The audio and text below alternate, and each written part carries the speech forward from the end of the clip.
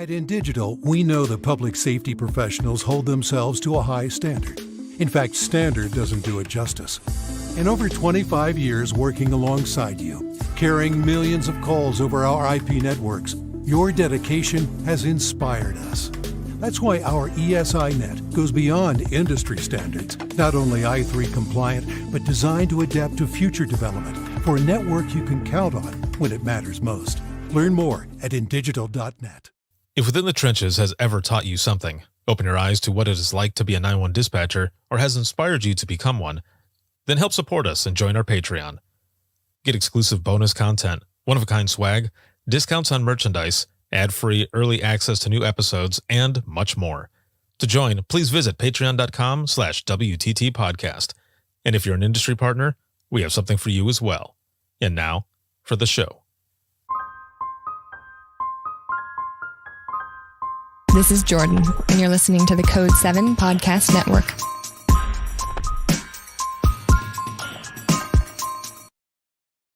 Warning. This episode contains the 3 A's of podcasting: adult content, adult language, and awesomeness. You've been warned.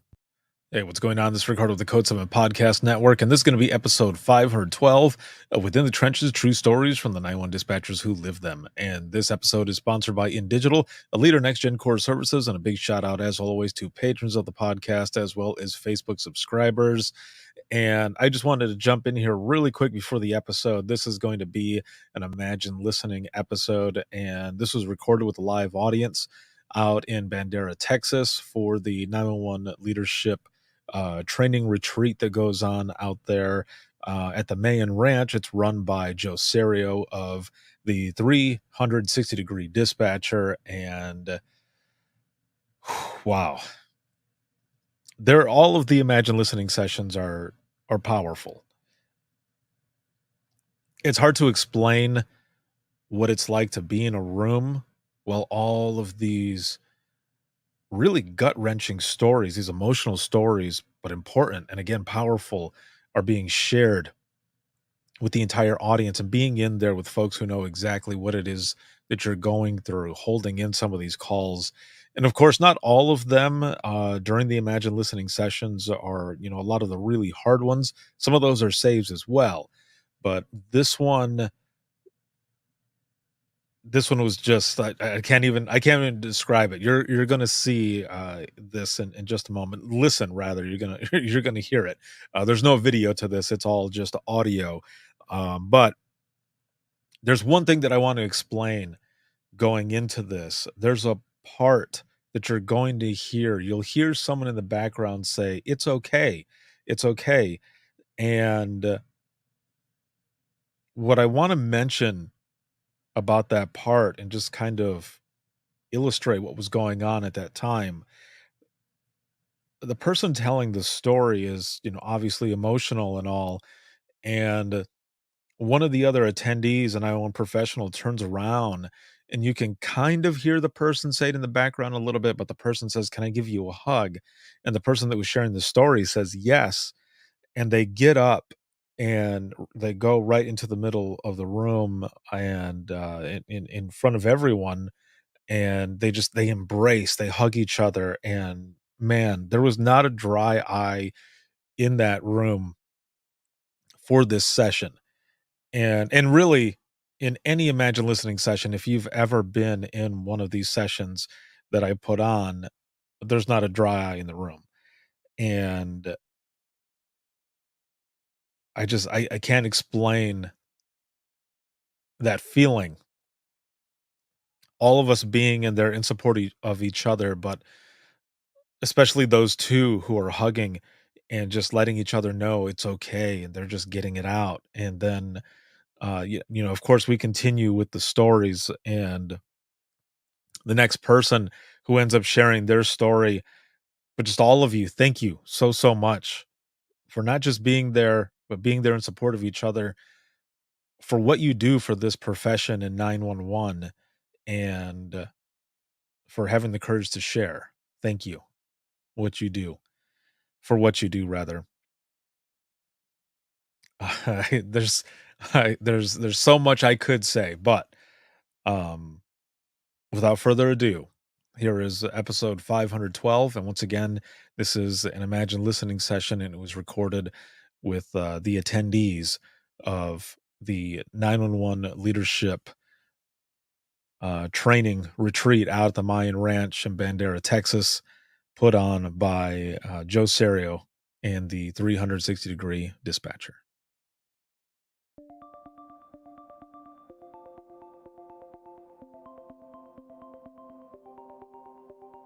Imagine watching your son take off on his four-wheeler.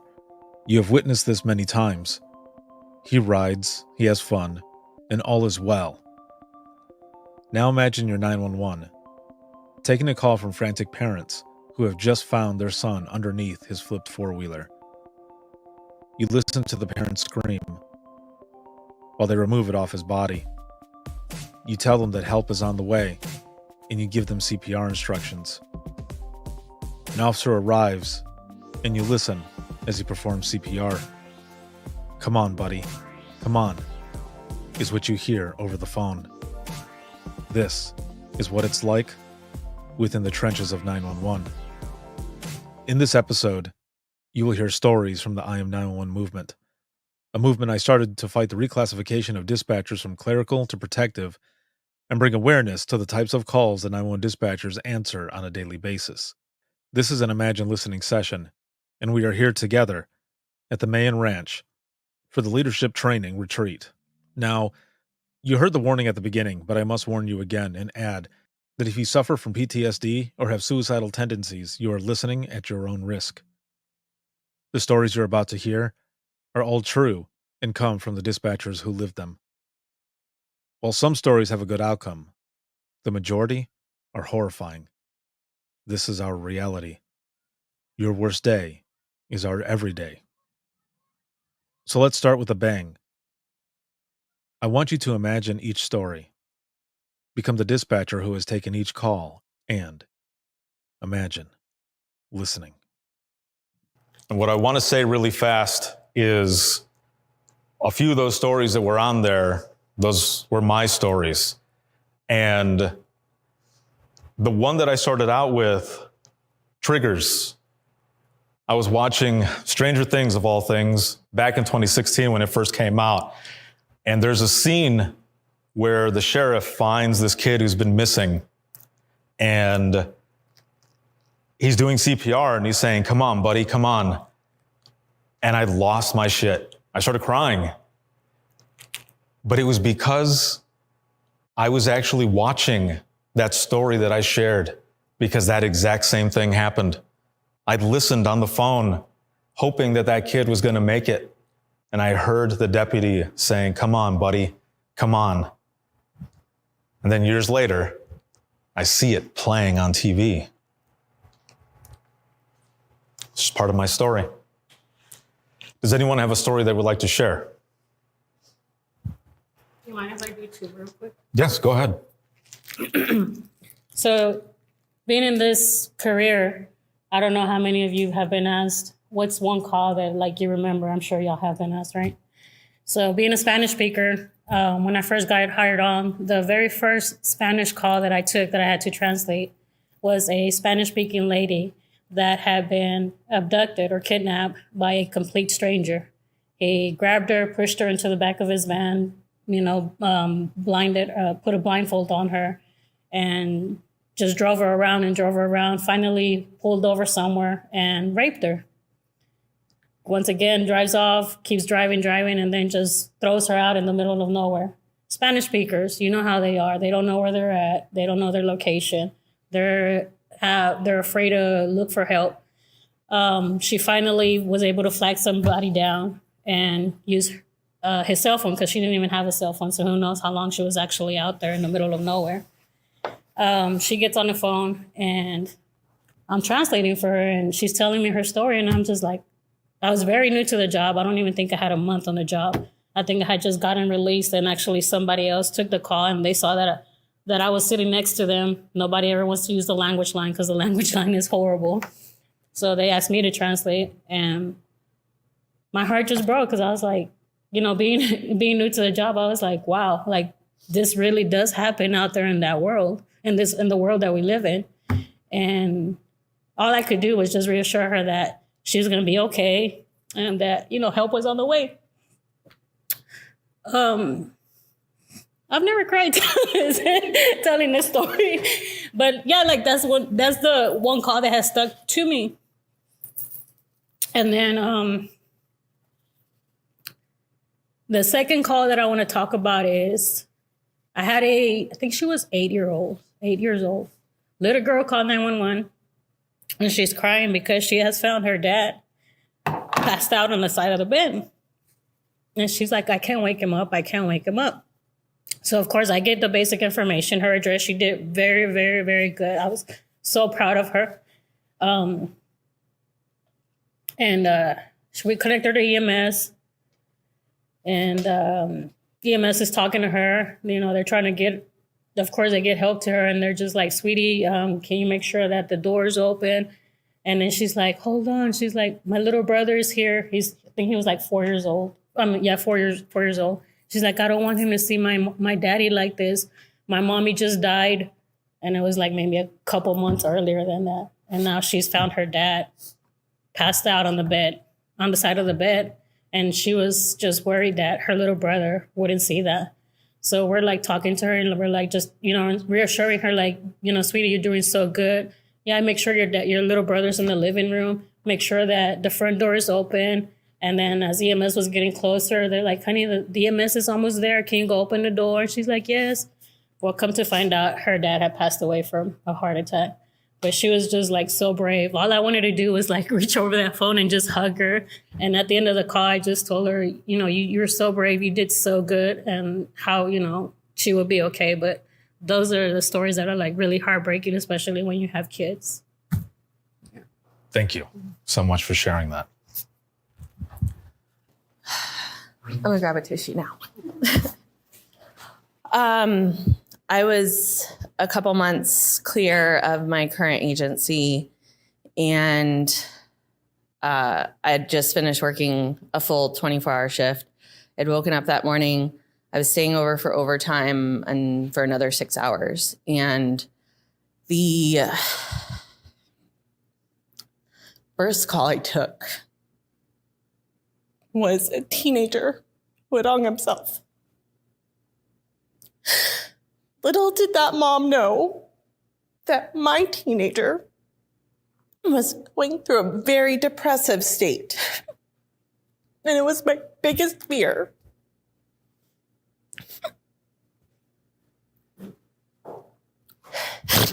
Sorry. You're okay.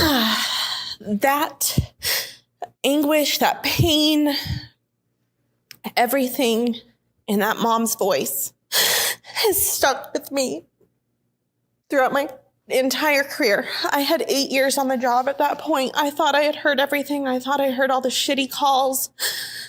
Nothing prepared me for that morning. And I remember my friend here, trying not to use names, my friend here asked me if I was okay, and I said I was, and I was not. Because that's what we're told to do. We're supposed to be strong. We're supposed to pick up the next call, and the next call was a fucking hanging again.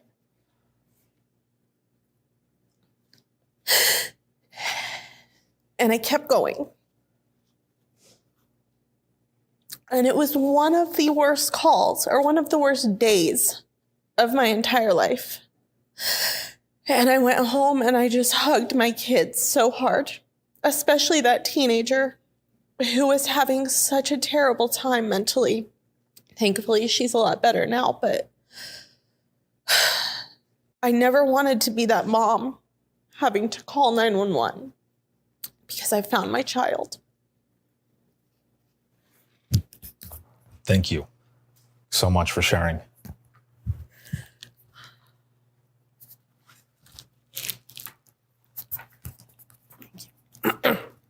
Sorry, my voice is still crappy. Sorry, but Paula, you're okay. Okay.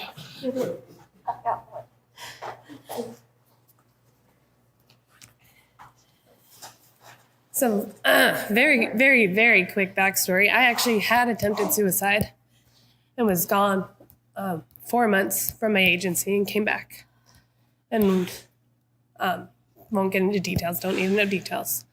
I came back. One of the very first calls I took, similar to my friend, was a mom found her daughter had committed suicide, very young daughter. Trying to get through the protocol and trying to, kind of get her attention. And the next thing I know, she's screaming my name over and over and over and over. And I'm like, I paused and I'm like, wait a second. I never told her my name, and it was her daughter's name, same name as mine. And it just was one of the reality checks of 4 months ago, this could have been my mom doing the same thing. So, but I'm here, and we're all here, and just hasn't left. So, Thank you so much. So Mo touched on briefly how little boys are raised, how we're supposed to be men. And what is the one thing that we're usually taught is that we don't have emotions. We're supposed to stifle everything and so forth. I had just gotten out of training and took a call in one of the volunteer fire department areas. Long story short, family fight. They took the cell phone away from their 14-year-old son, who was having trouble in school and wasn't listening and so forth. And he ran upstairs like he normally does. So they left him alone for a little bit, and he didn't come back down like he usually does. So they wanted to check on him, and he had actually run up into his father's closet, stuck a loaded rifle under his chin, and shot himself. So of course, they're both one line, mom and dad both on the phone, trying to get help, calling 911. Well, at one point in time, I could hear the mother talking about trying to hold something in his head. Well, it was gray matter. And we all know once you start seeing gray matter, chances of survival are almost nil. So once we got to that part, I'm like, I can't do anything to help him. He's dead. I mean, his brain is literally coming out of his head. So I'm trying to calm the parents down. Well, obviously they're completely hysterical. They're not listening to anything that I'm saying to them. Just screaming, where's the help, 30 seconds in, they're expecting someone to be there, and we all know that doesn't work. But the thing that hit me the most is being male, the sound the dad made when he was talking to his son. I have never heard that come out of a human before, let alone I'm somebody that's male. And it cut me to the quick. I felt instantly depressed, because it's like I can't do anything to help them, because you could just hear their anguish and stuff. And to hear this guy, and it wasn't crying. It was just this bellowing, like pain, that was coming out of him. And being out east, it took a while for them to get there. So I had to try to talk to these folks. Obviously, they were way past listening to a damn thing I was saying, cussing me out, calling me names and things like that, because we weren't there yet. But just that sound that father made, to this day, I can still hear it. And that was 23 years ago-ish. So it definitely sticks with you. Thank you. Thank you for sharing. This was about 15 years ago. I took a call from a little old man who tells me his wife is vomiting. And I didn't think much of it. She's throwing up. It happens. But then he tells me that she's got dementia, and they had made a pact that they didn't want to live like that. They wanted to die together.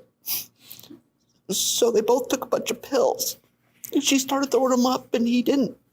And he's trying to take care of her. And I'm listening to him saying, it's okay, honey. It's okay, honey. He's starting to breathe slower, and he's talking slower. I know he's dying, but he's still trying to take care of his wife. It's okay, honey. It's okay, honey. Here, let me get you this, honey. And the way our policy worked, the ambulance has to wait for the officers to get there.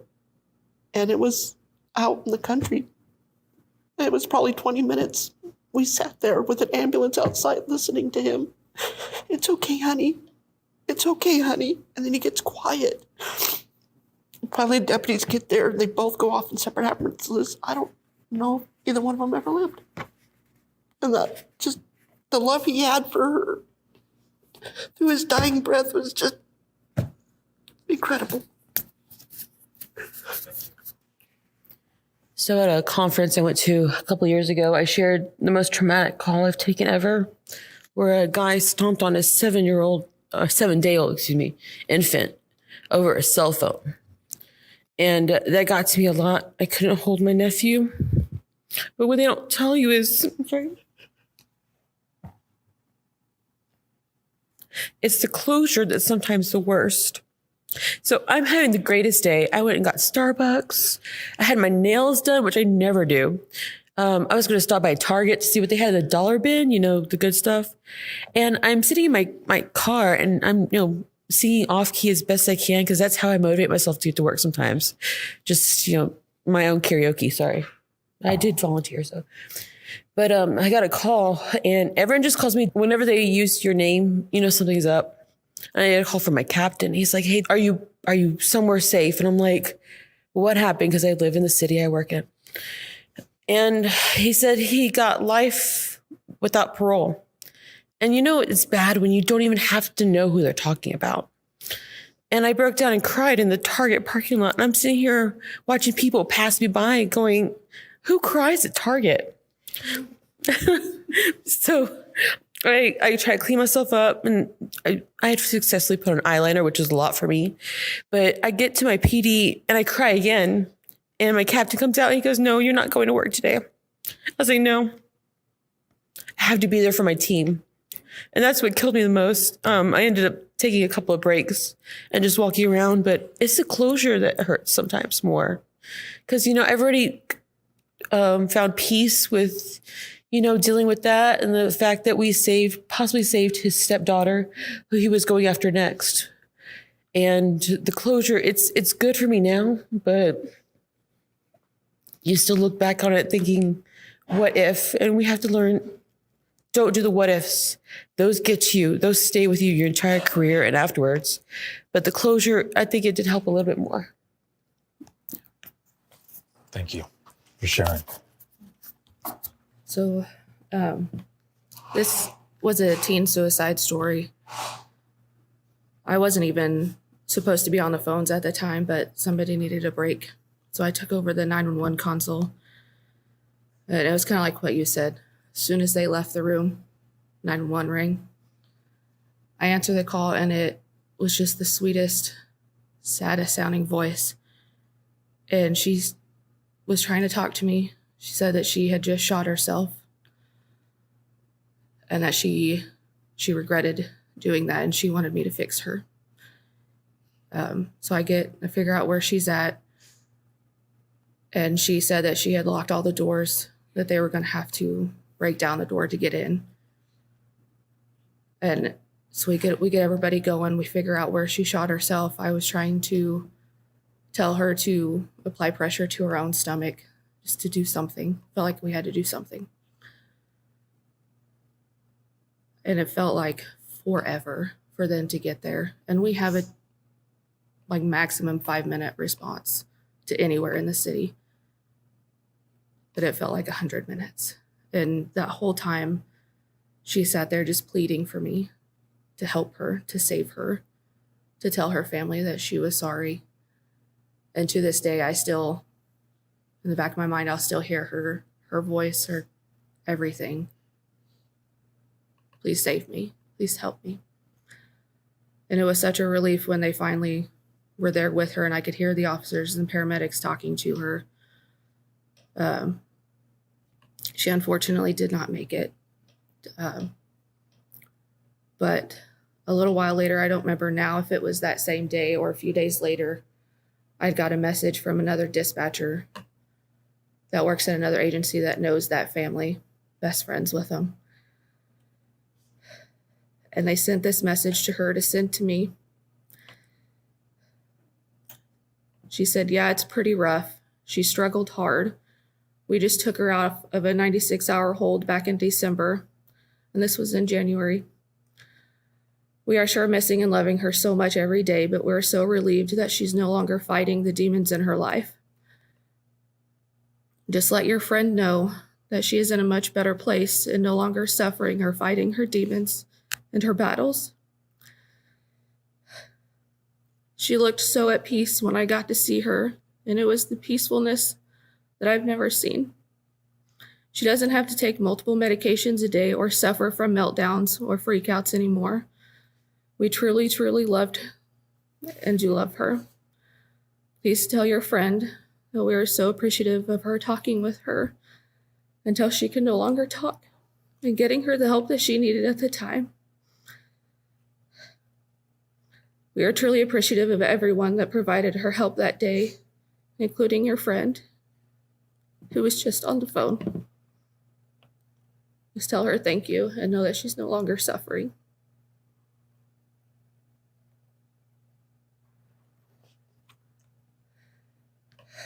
Sorry. No, you're okay. You're good. That's really all I have. I don't guess anything else though. Thank you for sharing.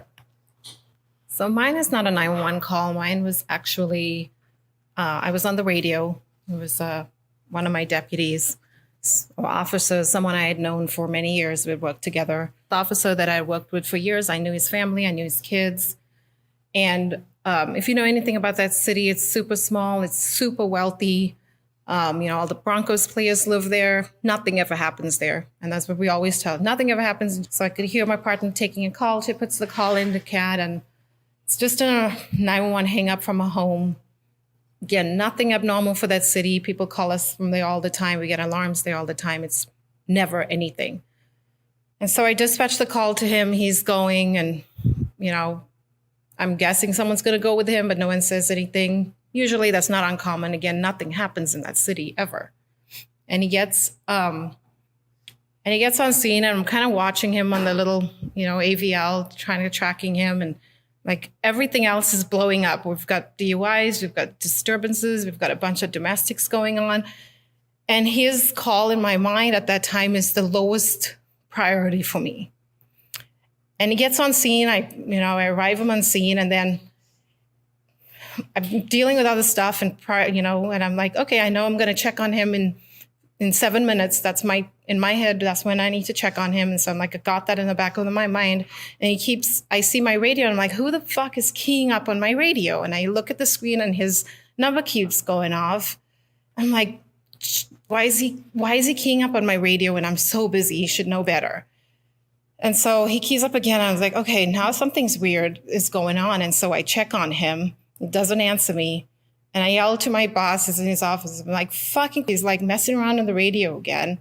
And I was like, something's like, no, check on him again. And so I check on him again, and he doesn't answer. And I check on him a third time, and then he yells that he had been shot.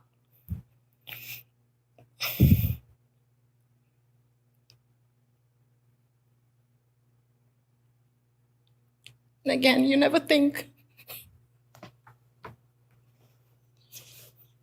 that's one of your people. That's someone you know.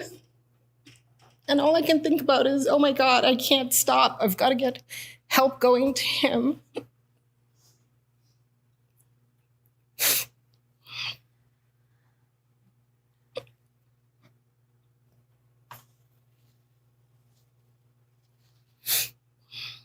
And it's really hard hearing him and knowing that it's going to take at least 2 minutes for someone to get to him.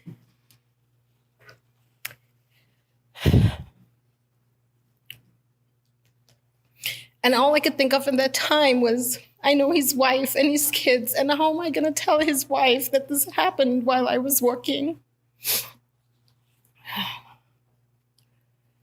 We get through the whole call and, the whole night, and it's crazy. And we finally get to go to the hospital, and he makes it, which is great.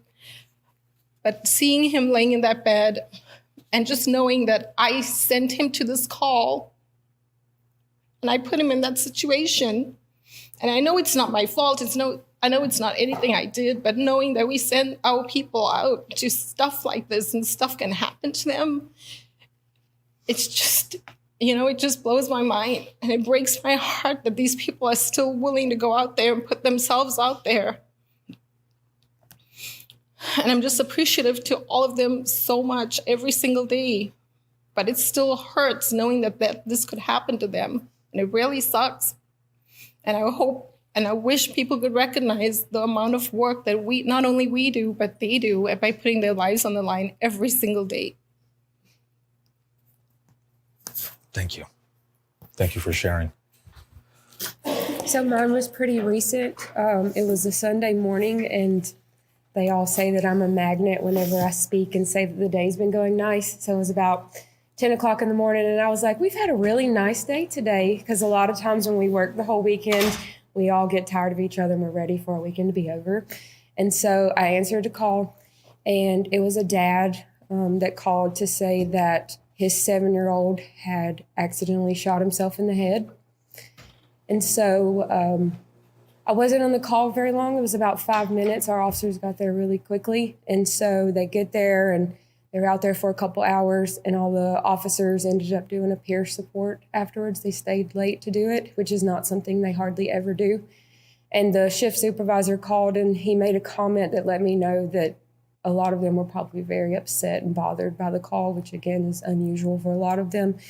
And so because I didn't feel like I really had a big part in the call, they checked on me and asked if our shift was okay, and I told them that we were okay. And so I was fine. A few days went by, and I didn't think twice about it. And then I was randomly scrolling through Facebook, and I came across a GoFundMe page that was for the 7-year-old, and it was asking for money for his funeral. And so I saw a picture of him, and it was his smiling face, and he was in his football uniform.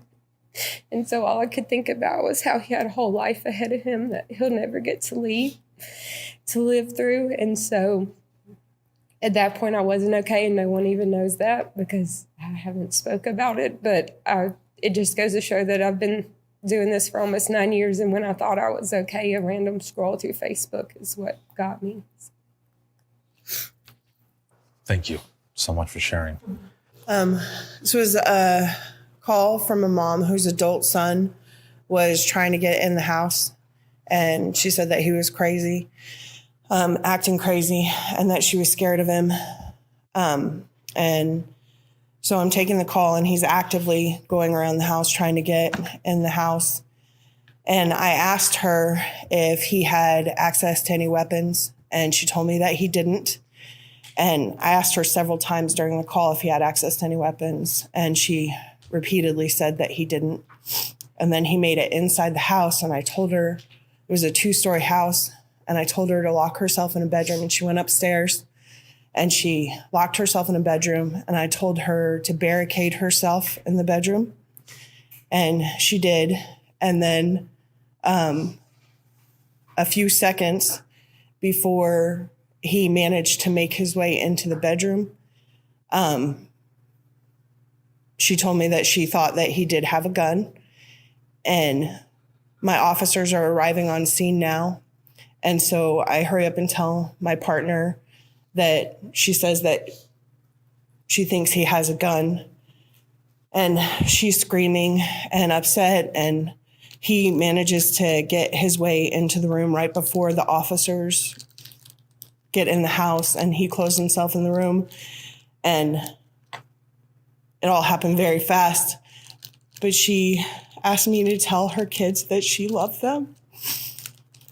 And then I just hear guns and shooting, and I didn't know who was being shot or what was happening, and I just kept yelling her name and trying to get her attention. And then I hear on the radio that we have 3 officers down, and we didn't know how they were or what was happening or what was going on. And thankfully, nobody in that entire event passed away. It was the most terrifying few moments of my entire life. Thank you for sharing. So I talk about my brother a lot in my day-to-day life, but I don't really share this part of his story, so it's kind of rough for me. It was February 24th, 2016.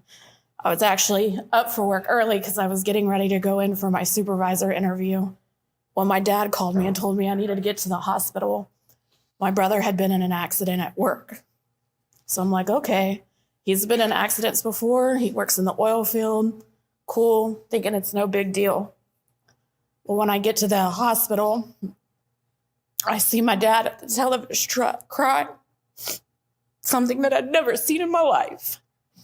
And he just looked at me and told me that my brother had died. And I couldn't believe it. My brother was our whole world. Like, he was the anchor in our family. So fast forward to several hours later, I didn't even think about the fact that where his job was in my agency's jurisdiction until our director got to the hospital. And the first thing she said to me was, "Don't worry, the 911 call was handled okay. It was handled correctly." And I'm like, it's the furthest thing from my mind right now. But now that I'm thinking about it, I called one of the sergeants that I knew in the area that patrolled where my brother had passed away and asked if there was a call for service there, because our policy is as if CPR is in progress, a unit goes, or if it's an industrial accident, which it was, a unit goes. There was no call. No call had been dispatched. And so I had to dispatch units from my cell phone in the hospital that my brother was laying dead in to his job to start an investigation for OSHA as to how he got killed there and what happened. And several weeks later, when I went back to work, I stupidly looked up his friend's phone number that had called 911 to look at the call slip to see what had happened. And the call taker that had taken the call had just 850'd it, which is what we use for referred internal or referred externally. So he just referred him to EMS, didn't do anything else that he was supposed to do. And it just still bugs me to this day that the first words out of my director's mouth was, "The call was handled correctly." No hug, no "I'm sorry, your brother passed away." But those were the first words out of her mouth. And the audacity she had to lie to me about it in the same hospital where my brother was laying dying, or dead at that point, actually. It just killed me and still kills me that I had to be the one to send people to go investigate my own brother's death. Thank you. Thank you. Thank you, all of you, for what you do. I know this was hard, but this is good. Because for a long time, it was almost as if we weren't allowed to feel. And it's a new day, and we're sharing these stories, and we're connecting together in support of each other. So again, thank you, and a round of applause for those who shared, please. Thank you. Once again, I want to thank everybody who was there. Just thank you for what you do. I was there with you from the beginning, all that week. And it was awesome to hang out with a lot of you and talk with you and just learn more about you and what you do and why you do it. And thank you to Joe and the rest of your team. And to the rest of the speakers. It is always an excellent time, eye-opening, life-changing there at the ranch. And this session, man, well, you just heard all of it. This is as real as it gets. These are the stories that stick with us. And again, thank you, all of you, for sharing, for being there in support of each other, and for what you do for this profession. Everything I do wouldn't be what it is if it wasn't for all of you and what you do and why you do it. So thank you. I look forward to going back and doing Imagine Listening once again. For those who are watching and listening, If you have any comments, questions, or you ever want to be a guest on the show, you can email us, and that's going to be wttpodcast@gmail.com. Once again, that is wttpodcast@gmail.com. And you can become a supporter of the podcast. And that is whether it be on Facebook or Patreon. And you can follow me on social media. An easy way to do all of this is to simply go to links.co/WTT podcast. And once again, that is links with 2 i's.co/WTT podcast. You'll find everything there.